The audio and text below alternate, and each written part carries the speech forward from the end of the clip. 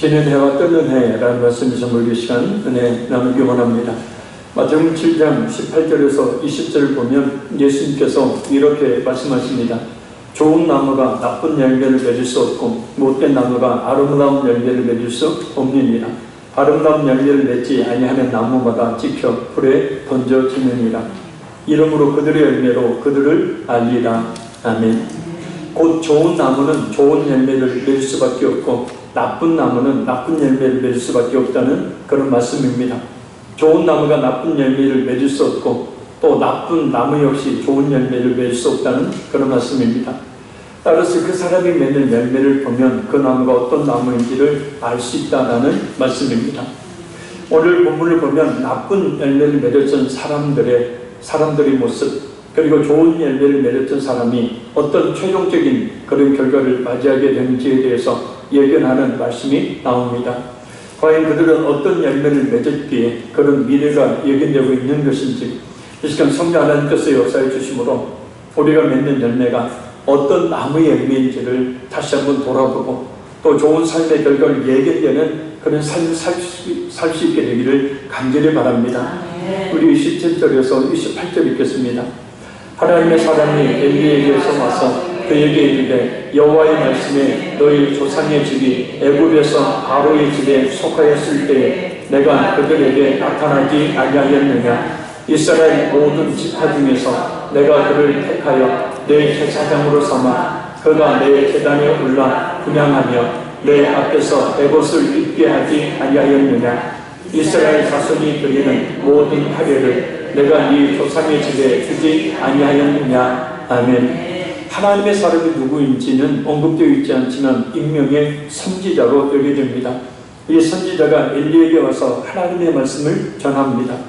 그 말씀은 하나님께서 이스라엘에 출애굽을 할 때 너희 조상의 집, 곧 아론의 가문을 모든 지파 중에서 택해서 제사장 가문으로 구별하여 세워주셨고 또 그로 인해서 에봇을 입고 하나님의 제단에 분향하는 제사장이 되게 해주셨다는 그런 말씀입니다.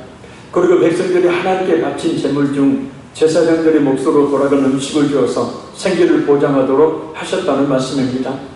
곧 하나님께서 영광스러운 제사장 가문으로 세워주시고 또 생계에 필요한 모든 것들을 충분히 공급해 주지 않았느냐라는 말씀입니다. 그럼 왜 이런 말씀을 하시는 걸까요? 자, 우리 29절 읽겠습니다.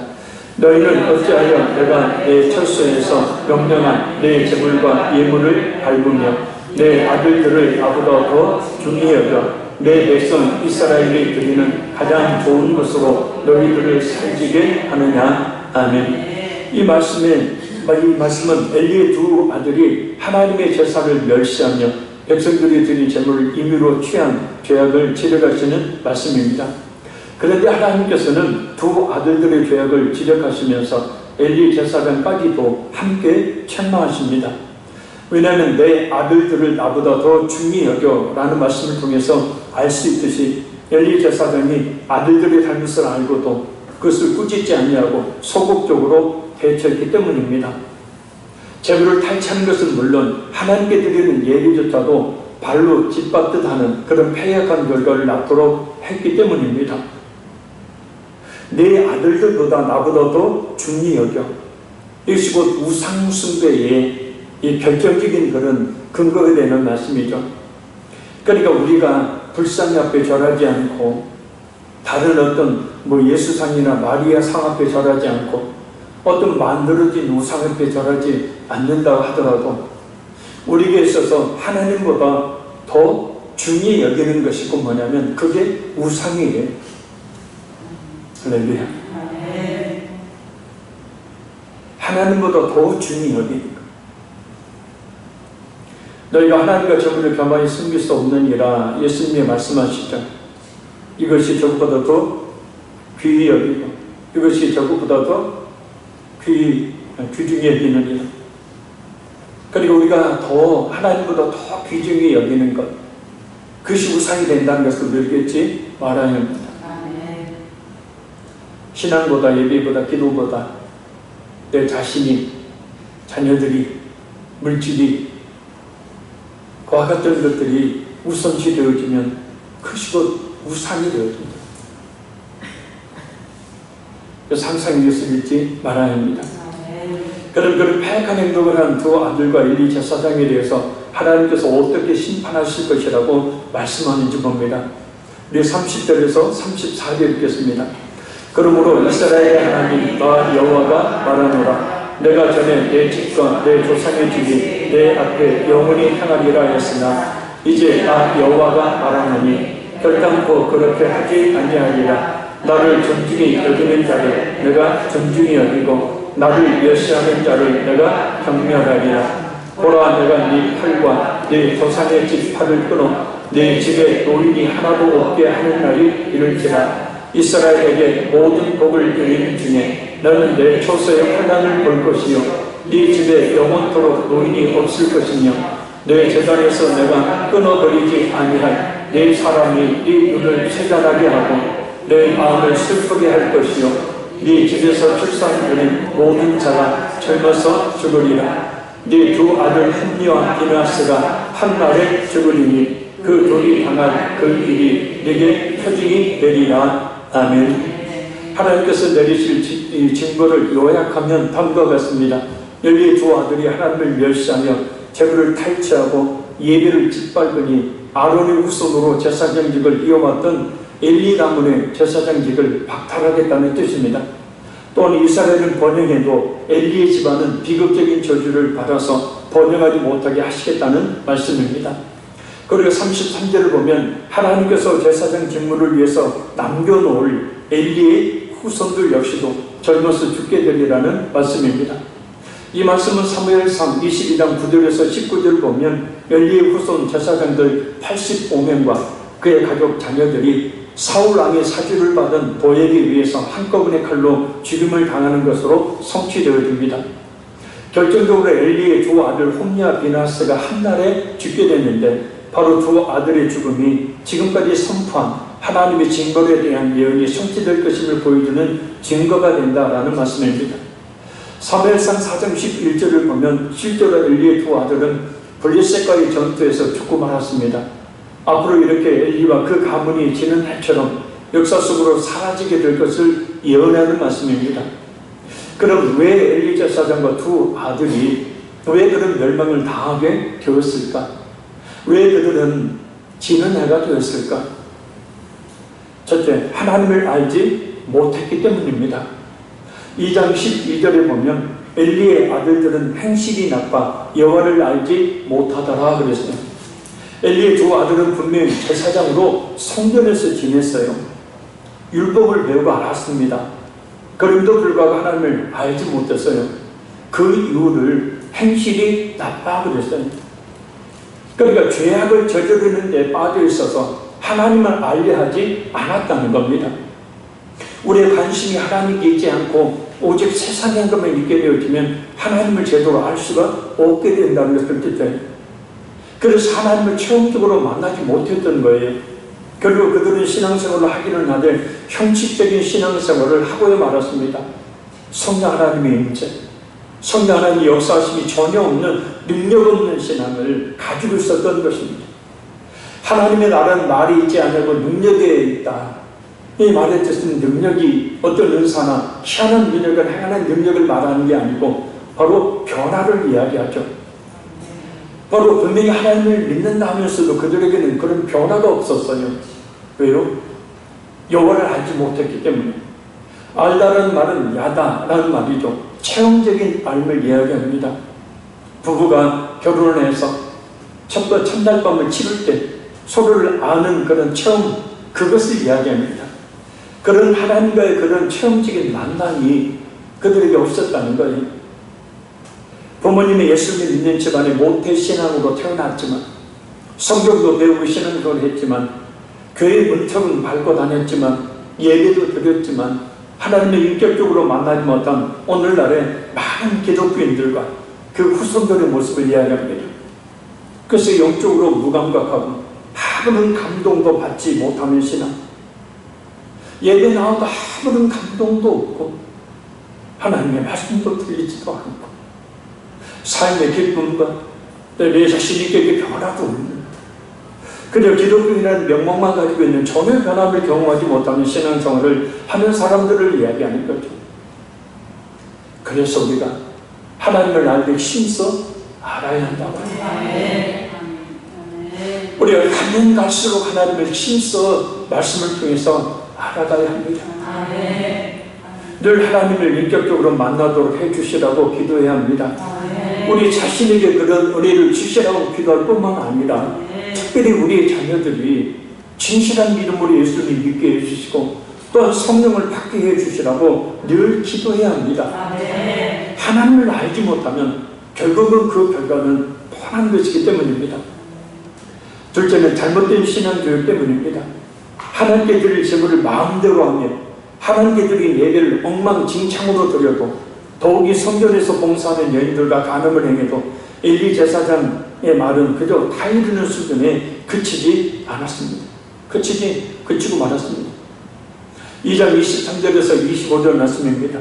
엘리가 매우 늙었더니 그의 아들들이 온 이스라엘에게 행한 모든 일과 회막문에서 수종드는 여인들과 동침하였음을 듣고 그에게 이르되 너희가 어찌하여 이런 일을 하느냐. 내가 너희의 악행을 이 모든 백성에게 듣노라.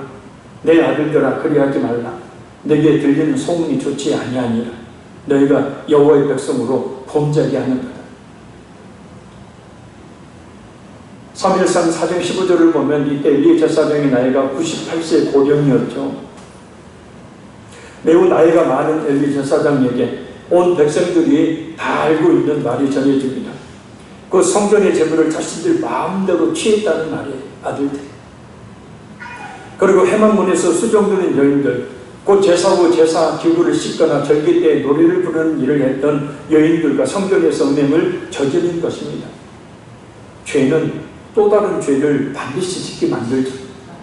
하나님의 것을 아무런 양심에 갇혔도 느끼지 못하고 도둑질하고 그것도 모자라서 성전 밖도 아닌 성전 안에서 여인과 음행을 저지릅니다. 일반 백성도 아니고 제사장, 거룩해야 될 제사장이 이런 죄를 서슴지 않고 저질렀고 얼마나 공공연하게 그런 죄를 지었으면 온 백성들이 다 알 정도였다는 거예요. 한두 번 어떻게 마귀에 속아서 그런 것도 아니고 아주 공공연하게 습관처럼 그런 죄를 저질렀다. 이 정도 되면 아버지 엘리의 제사장이 호되게 꾸짖고 제사장직에서 물러나도록 해야 됨에도 불구하고 내 아들아 그리하지 말고 내게 들린 소문이 좋지 아니하니라. 너희가 여호와의 백성으로 범죄하게 하는들. 이 말투를 보면 소문이 나서 좋지 않다. 근데 조심해라. 이 정도의 말입니다. 제사장들이 정말 호되게 꾸짖어 돌이키도록 해야 됨에도 불구하고 말입니다. 이런 엘리 제사장의 행동은 그가 하나님보다 예배보다 아들들이 더 귀하게 여겼음을 보여줍니다. 오늘 보면 2장 29절 말씀에도 너희는 어찌하여 내가 내 처소에서 명령한 내 제물과 예물을 밟으며 네 아들들을 나보다 더 중히 여겨 내 백성 이스라엘이 드리는 가장 좋은 것으로 너희를 살지게 하네. 결국 이 말씀은 아들들이 저주를 자청하는 행위를 하고 있었음에도 불구하고 그것을 막지 않았음을 말합니다. 곰곰이 한번 잘 생각해 보십시오. 제가 신앙생활을 하면서 불과 한 10년, 7, 8년 정도까지만 해도 7, 8년 전까지만 해도 이 자녀들을 교회에 막 데리고 나오는 부모들이 굉장히 많았습니다. 새벽 예배 애들 막 끌고 나오고 수요일 밤, 금요일 밤 기도회, 오후 예배 막 아이들 끌고 나와서 예배 드리는 부모들이 많았어요. 그리고 예배 시간에 잘못 예배를 드리면 호되게 꾸짖고 뭐라고 하는 그런 부모들도 많았습니다. 근데 지금은 그런 부모 찾기가 거의 불가능하다시피 합니다.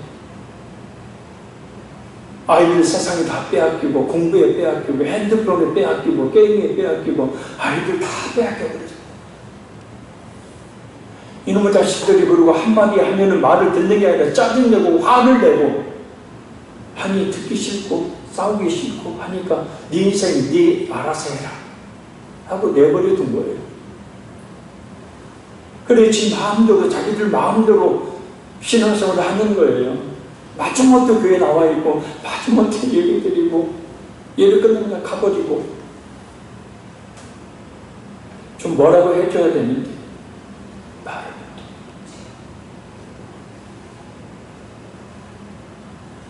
3장 31절 말씀 한번 찾아봐요. 3장 31절 같이 읽습니다. 내가 그의 집을 영원토록 심판하겠다고 그에게 말하는 것은 그가 아는 죄악 때문이니 이는 3장 31절 아니에요? 아무튼 이 말씀이 있어요. 내가 그의 집을 영원토록 심판하겠다고 그에게 말하는 것은 그가 아는 죄악 때문이니 이는 그가 자기의 아들들이 저주를 자청하되 금하지 아니하였습니다. 2장 13절입니다. 4장 14절. 이게 뭐예요? 자녀들이 삐뚤어진 신앙의 행위가 분명히 하나님의 저주를 자청하는 행위도 불구하고 그것을 고쳐줘야 되는데 고쳐주지 않았다는 거예요. 엘리 제사장도 나이가 98세나 되어서 나이가 많이 들고 이제 기름도 세하고 아이고 애들은 장성했고 그냥 뭐라고 하기도 그렇고 해서 그랬던 것 같기도 합니다. 그들은 아담의 자녀들 하여금 하나님의 저주를 받도록 방치하는 것인데 당장 짜증낸다고 화낸다고 거부한다고 신앙교육을 하지 않음으로 인하여서 결국 그들 스스로 저주를 자초하는 길을 가게 만들었다. 다시 한번 발세에 갈수록 젊은이들이 아이들이 예수님을 믿기를 거부하고 있는 이때에 지금이라도 바른 신앙교육을 해야 될 줄 믿습니다.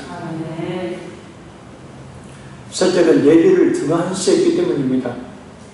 우리 2장 15절에서 17절 읽겠습니다. 기름을 채우기 전에도 제사장의 사환이 와서 제사 드리는 사람에게 이르기를 제사장에게 구워드릴 고기를 내라. 그가 네게 삶은 고기를 원하지 아니하고 날것을 원하신다 하다가 그 사람이 이르기를 반드시 먼저 기름을 태운 후에 네 마음에 원하는 대로 가지라 하며 그가 말하기를 아니라 지금 내게 내라. 그렇지 아니하면 내가 억지로 빼앗으리라 하였으니 이 소년들의 죄가 여호와 앞에 심히 크면 그들이 여호와의 제사를 멸시함이었더라. 아멘. 레위기 7장 23절에서 25절 그리고 17장 6절을 보면 모든 제사의 제물은 먼저 여호와의 몫인 기름을 번제단에 태워 여호와 앞에 바쳐야만 했습니다. 그리고 그 이후에야 비로소 제사장의 몫을 취할 수가 있었습니다. 따라서 홈리와 비나스의 행위는 율법을 완전히 무시한 죄악된 행위로 하나님의 진노를 피할 수가 없는 행위였습니다. 오죽하면 제물을 가지고 왔던 사람이 먼저 기름을 태운 후에 네 마음이 원하는 대로 가지라고까지 말합니다. 그러니까 먼저 하나님께 드리고 난 뒤에 네가 알아서 가져가든 해라. 제사를 드리러 온 일반 백성이 제사장에게 그렇게 가르쳐줘요. 이스라엘 백성들을 바르게 가르쳐야 될 제사장이 오히려 백성보다 못한 짓을 하고 있었던 거예요. 당시의 종교인들이 얼마나 부귀 있었는지를 잘 알 수 있게 합니다. 이런 말을 들었다면 깨달아야 하는데 전혀 깨닫지 못하고 습관대로 자신에게 제물을 달라고 합니다. 안 주면 내가 억지로 빼앗겠다라고 이야기합니다. 홈리와 비나스의 죄가 얼마나 하나님 앞에 큰 죄인지를 잘 알 수 있습니다. 그래서 그것을 가지고 그들이 여호와의 제사를 멸시하였더라. 그들의 죄악이 도덕적 윤리적인 죄일 뿐만 아니라 신성 모독죄에 해당하는 죄임을 알 수 있습니다. 잘못된 습관에 따른 행동이 그들로 하여금 잘못된 행동을 섭섭치 않고 행하게 만들어버립니다. 다른 사람의 권면과 충고조차도 무시해버립니다. 홈리와 비나스에게 하나님은 없었기 때문에 우리 자신의 길을 채우고자 하는 욕망만이 그들의 마음에 가득했기 때문입니다. 그러니 자연스럽게 예배에 대한 중요성은 그들에게 애초에 없었던 거예요. 그래서 예배를 짓밟았다. 예배는 영과 진리로 드려야겠죠. 곧 우리의 온 마음과 정성과 뜻을 다해서 하나님이 어떤 분인지를 바르게 아는 믿음으로 우리가 하나님께 예배를 드려야 되죠. 그랬을 때 우리 영혼이 살아나게 되어지고, 그랬을 때 우리에게 필요한 하나님의 은혜와 축복이 내려지게 되어집니다. 아멘. 우리는 예배를 결코 소홀하게 여기지 말아야 합니다. 아멘. 예배에 대한 성공은 삶의 성공과 이어집니다. 아멘. 이것은 만들어낸 얘기가 아니라 성경에 충실하게 제사드리고 예배드렸던 수많은 믿음의 성도들이 어떻게 성공적인 인생을 살았는지, 어떻게 하나님께 귀하게 쓰임받았는지 우리는 수도 없이 많이 확인할 수 있고, 그런 하나님께 귀하게 크게 쓰임받았던 하나님의 그 수많은 믿음의 사람들의 공통적인 특징은 예배의 목숨을 건 자들이었다는 거예요. 오늘 본문에 나오는 예배에 실패했던 엘리자 사장과 두 아들 홈리와 비나스의 최후가 어떻게 됐는지 우리는 잘 알 수 있습니다. 반대로 늘 영과 진리로 예배했던 사무엘이 또한 어떻게 탄탄대로를 걸었는지 우리 또한 잘 알 수 있습니다. 여러분, 한 번의 예배가 우리 인생을 완전히 바꿔놓을 수 있다는 것 잊지 말아야 합니다.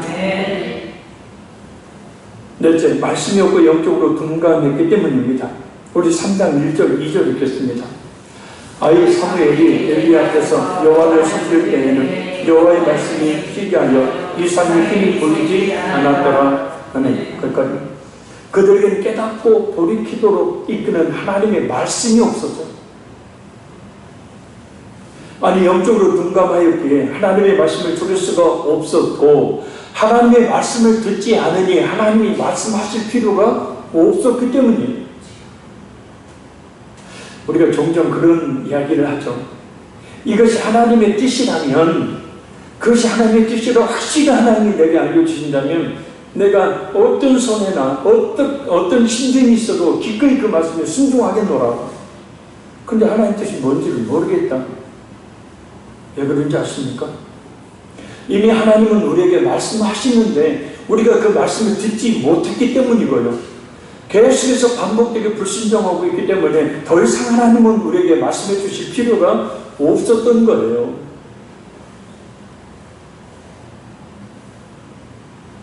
그러니 우리가 영적으로 둔감해지지 않도록 늘 성경을 읽고 설교를 들 때 정말 잘 들어야 합니다. 아멘. 아멘. 혼미하지 않도록 말이에요. 저는 저희 살펴봤던 고린도후서 4장 4절 말씀, 그 중에 이 세상의 신이 믿지 아니하는 자들의 마음을 혼미하게 하여, 자, 이 말씀이 가슴을 치고 분통을 터뜨리고 눈물을 쏟아야 될 말씀이죠. 왜 사탄이 혼미하게 하는 사람은 어떤 사람이냐면 예수 안 믿는 사람이라는 거예요.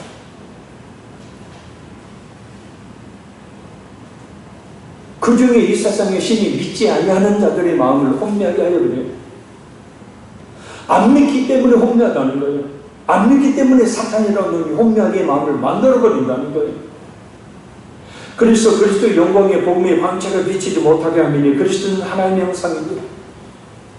약간 사탄이라는 놈이 사람들의 마음을 혼미하게 한다는 것, 곧 속임이 되게 한다는 것을 우리가 잊지 말아야 합니다. 그 시각장애가 이렇게 만드는 거죠. 쉽게 말하면 이 앞을 못 보는 거예요. 곧 영적 눈을 뜨지 못하게, 영적 눈을 가려버리는 거예요. 그러니까 영적인 것들을 이해하지 못하게, 그러니까 영적인 말씀은 하나님의 말씀을 듣지 못하게 만들어버리는 거예요. 그래서 혹시라도 비춰질 복음에, 그 예수님의 그 복음의 광채를 비치지 못하게 만들어버린다는 거예요. 듣지 못하게 한다는 겁니다. 돈에 대한 욕심, 세상에 대한 염려와 걱정, 헛된 생각. 목사님이 지금 코로나19에 대한 경제적으로 힘들고 지금 먹고 살기 힘들어 죽겠는데 무슨 예배고 무슨 말씀입니까? 이게 바로 전형적인 마귀가 마음을 혼미하게 한 마음의 상태를 말해요. 그래서 말씀이 없으면 혼미하게 되고 결국 영적으로 사망의 길을 가게 되니 늘 정신을 바짝 차리고 말씀을 들어야 합니다. 듣고 깨달아 순종해야 합니다. 그랬을 때 하나님의 음성이 계속해서 들리는 것이지 불순종하는 게 뭐하려고 말해요. 우리도 자녀들한테 그렇게 하지 않습니까? 몇 번 이야기했는데 안 들어요. 그런데 하나님을 잘 들어요. 그럼 심부름 시킬 때 누구한테 시킵니까? 말 잘 듣는 한테 시키지. 말 지들이도 안 듣는 더 이상 안 시켜요. 하나님의 음성. 지금 이 시간에도 하나님께서 뭔가를 우리에게 말씀하고 계심을 믿으시기를 바랍니다. 아멘. 주여 저에게 그 음성을 들려주소서. 아멘. 제 믿음의 눈을 열어서 하나님의 영적인 것을 분별할 수 있는 은혜를 주소서. 아멘. 그렇다면 엘리 제사장과 두 아들의 삶의 결과는 어떠했습니까? 첫째 1장 30절 말씀처럼 하나님의 멸시를 받았어요. 둘째 3장 21절 22절 말씀처럼 하나님께서 그들 떠나버리셨어요. 셋째 2장 32절 34절 4장 11절과 18절 보면 멸망을 당합니다. 차례돼요. 더 이상 설명이 필요 없는 하나님의 저주를 받았음을 알 수 있습니다. 그러니 우리가 어떻게 예비하여 어떻게 신앙생활을 해야 하는지 어떤 삶을 살아야 하는지 깊이 깨닫고 진실한 신앙인이 되어야 합니다. 물론 예수님을 믿기에 구원받았으니 영원한 멸망을 당하지는 않겠죠. 그러나 진짜 예수님을 믿어서 영원한 멸망을 당하지 않는 구원받은 하나님의 자녀라면 분명히 바른 예배, 바른 신앙생활을 하게 되어집니다. 우리 안에 계신 성령 하나님께서 그냥 내버려 두시지 않아요.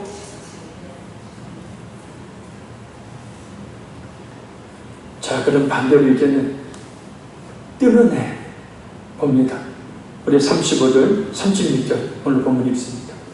내가 나를 위하여 충실한 제사장을 일으키리니 그 사람은 내 마음, 내 뜻대로 행할 것이라. 내가 그를 위하여 견관집을 세우리니 그가 나의 기름을 받은 자 앞에서 영구히 행하리라. 그리고 내 입에 남은 사람이 각기 와서 은 한 조각과 떡 한 덩이를 위하여 그에게 엎드려 이르되 청하노니에게 제사장의 직분 하나를 맡겨 내게 떡 조각을 먹게 하소서 하리라 하셨다 하니라. 아멘. 해가 지면 또 다른 해가 반드시 또 오르듯 지는 해인 엘리 제사장과 두 아들과 비교되는 뜨는 해인 사무엘에 대한 예언을 하나님께서 선지자를 통하여 주십니다. 하나님께서는 하나님을 위하여 충실한 제사장을 세우시겠다고 말씀을 합니다. 그 제사장은 엘리나 두 아들과 같이 자신의 소견에 옳은 대로 행하였지만 그 사람은 하나님의 말씀과 뜻대로 행할 것이고 하나님께서는 그를 견고하게 세워 이스라엘의 왕 앞에 영구히 제사장과 선지자가 될 것이라고 말씀합니다.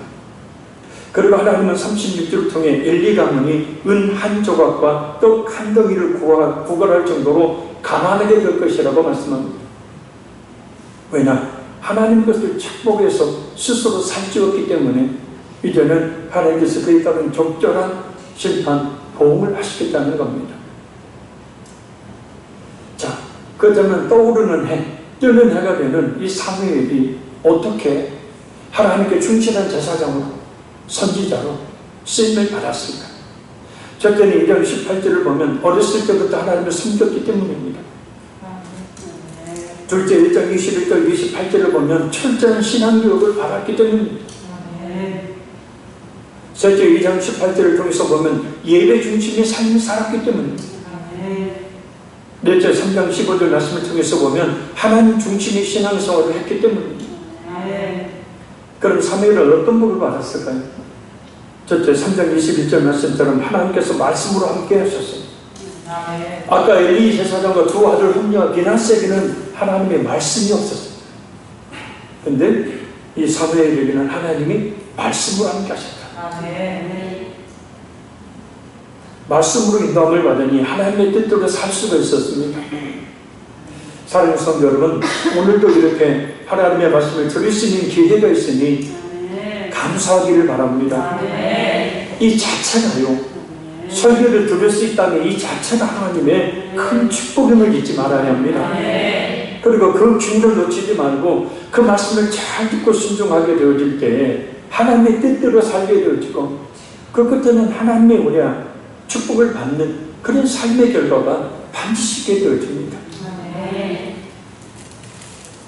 둘째 2장 35절을 보면 사무엘은 엘리와 그 두 아들 홈리와 비나스 대신에 택함을 받아요. 엘리와 두 아들 홈리와 비나스의 촛대에 기름이 떨어져 불이 꺼져가니 하나님께서는 거룩한 기름으로 채워져가는 사무엘이라는 촛대에 그 불을 옮겨 붙이신 겁니다.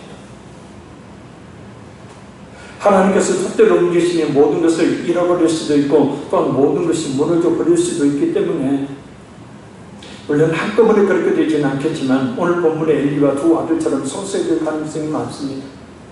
우리는 이 사실을 깨닫고 항상 하나님께서 원하시는 삶을 살기를 힘써야 합니다. 우리에게 주신 사명, 그리고 우리에게 주신 목사, 장로, 권사, 집사의 직분 잘 감당해야 합니다. 촛대 옮기시면 모든 거 다 알게 되어집니다. 물론 예수님 때문에 큰 어떤 하나님의 그와 같은 전쟁이 임하지는 않겠지만 그러나 우리에게 주신 사명 직분을 감당하지 못함으로 인한 하나님의 은혜와 복은 분명 받지 못한다는 것 우리에게 잊지 말고 하나님이 내게 나를 택하여 주신 그 은혜를 다른 사람에게 옮겨버리시지 않도록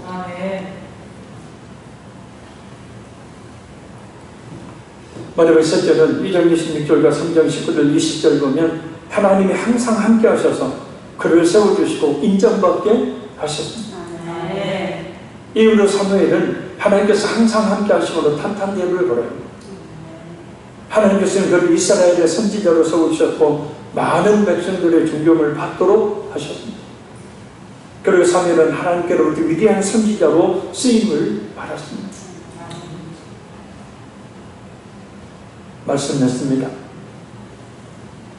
우리의 오늘은 우리가 살았던 어제의 결과이고 우리가 기대하는 내일은 우리가 사는 오늘의 결과입니다. 아멘. 그것은 사과나무가 사과 열매를 때가 되어 맺는 것과 같이 아주 당연한 일입니다. 우리는 우리의 내일을 위해 오늘 어떤 나무를 심어야 할까? 우리의 내일 하나님의 영적인 그리고 영적인 풍성한 축복과 수심의 은혜를 받기 위해 어떤 삶을 살아야 할까? 늘 그 일들이 하나님을 섬겨야 합니다. 철저한 신앙교육을 하고 또한 받아야 합니다. 예배 중심의 삶을 살아야 합니다. 하나님 중심의 신앙생활을 해야 합니다. 그렇게 하면 하나님께서 늘 말씀해 주시는 음성을 들을 수가 있습니다. 또한 하나님께서 함께해 주셔서 세워주시고 인정받게 해주시는 삶을 살 수가 있습니다. 물질의 복은 물론 사람의 복 또한 받을 수가 있습니다. 많은 성도들이 착각하고 있는 것, 신앙보다 열심히 일하는 것에 초점을 두는 거죠.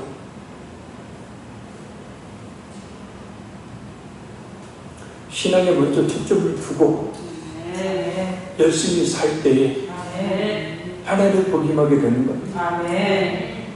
아니 신앙 포기하고 그냥 열심히 일해서 돈 많이 벌 수 있어요. 그런데 그 돈이 어떤 돈이 된다고요? 일만 악의 뿌리가 되는 돈, 그 돈 때문에 이제는 엄청난 일들이 벌어지게 되는 거죠. 그러니 하나님 주신 것이 아니에요. 신앙이 형식적이고 엉망이었던 엘리와 두 아들과 같은 지면애가 되지 말고 진실되고 충성된 믿음과 신앙을 가졌던 사무엘처럼 뜨는 애가 되어야 합니다. 우리 모두가 잊지 말아야 합니다. 사람과 환경을 탓하거나 원망하지 말고 우리 자신의 밝고 축복된 내일을 오늘 우리의 믿음과 신앙으로 되찾해 나아가야 한다는 것을 잊지 말고 실전에 옮겨야 합니다. 이 시간 우리의 말씀 듣고 기도하고 우리의 기도 제목 가지고 한 10분 정도 간절히 기도하겠습니다. 하나님, 우리 내일 하나님의 은혜와 축복이 가득한 내일이 될 수 있도록 오늘 신앙, 믿음 더욱더 견고하게 해주시고 더욱더 예배 주신 하나님 중심의 삶을 살 수 있는 은혜를 주시라고 그렇게 강하게 결단을 실천에 옮기도록 해 주시라. 우리 통성으로 주의 이름을 간절히 부르고 기도하겠습니다. 주여